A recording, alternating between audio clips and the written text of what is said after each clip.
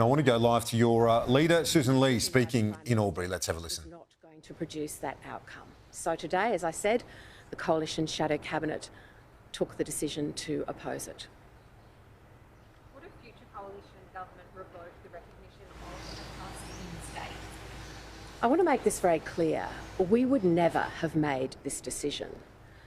To get ahead of a proper peace process is against the interests of the Palestinian people, who deserve a strong, committed, dedicated leadership that cares about their welfare and cares about their future.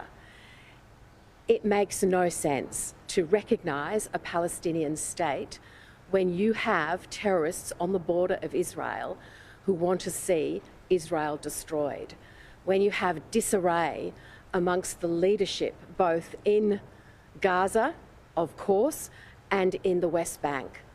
So the Coalition will never recognise a Palestinian state without a proper two-state solution process, something we've always made clear.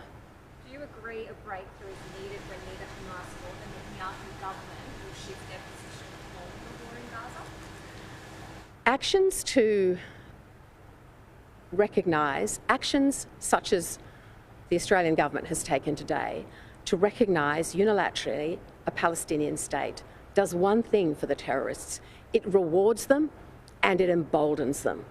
And they have made that clear by saying that these decisions around the world are the fruit of their hideous actions on October the 7th.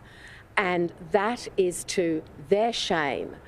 And this government should be well aware of the consequences of rewarding a terrorist organisation listed as that by the Coalition when in government.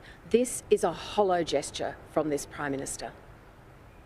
Is putting ourselves at odds with the US a good idea?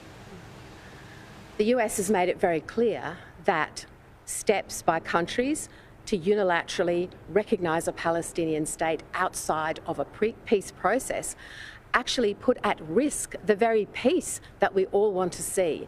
Any peace, any ceasefire will be brokered by the US.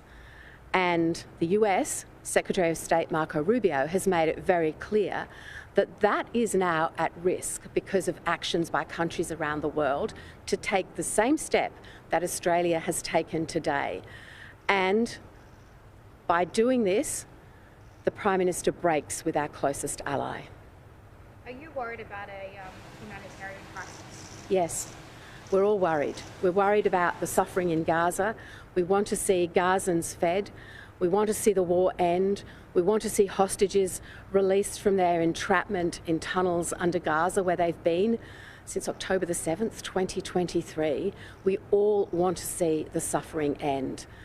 But a peace process has to be real and it has to be genuine. Now, the Prime Minister has placed preconditions on this recognition, but they've been hollow statements. Those preconditions are meaningless, and effectively, what they've acknowledged with the timeline and the UN dates, that there are no conditions on this recognition. And that makes it even more distressing for people who do want to see a proper peace process because they know ultimately that is what the Palestinian people deserve. Questions on other issues? So for the hospital, the North East building officials started yesterday. They're calling it a virtual slot turnover and no ministers. What are your thoughts on that? Well, I do not like the way that both the New South Wales and Victorian governments are running a mile from this very important project. They've underfunded it. I might wait for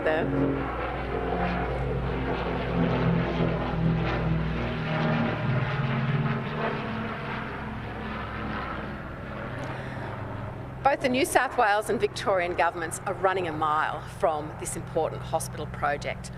And I've got a message for them.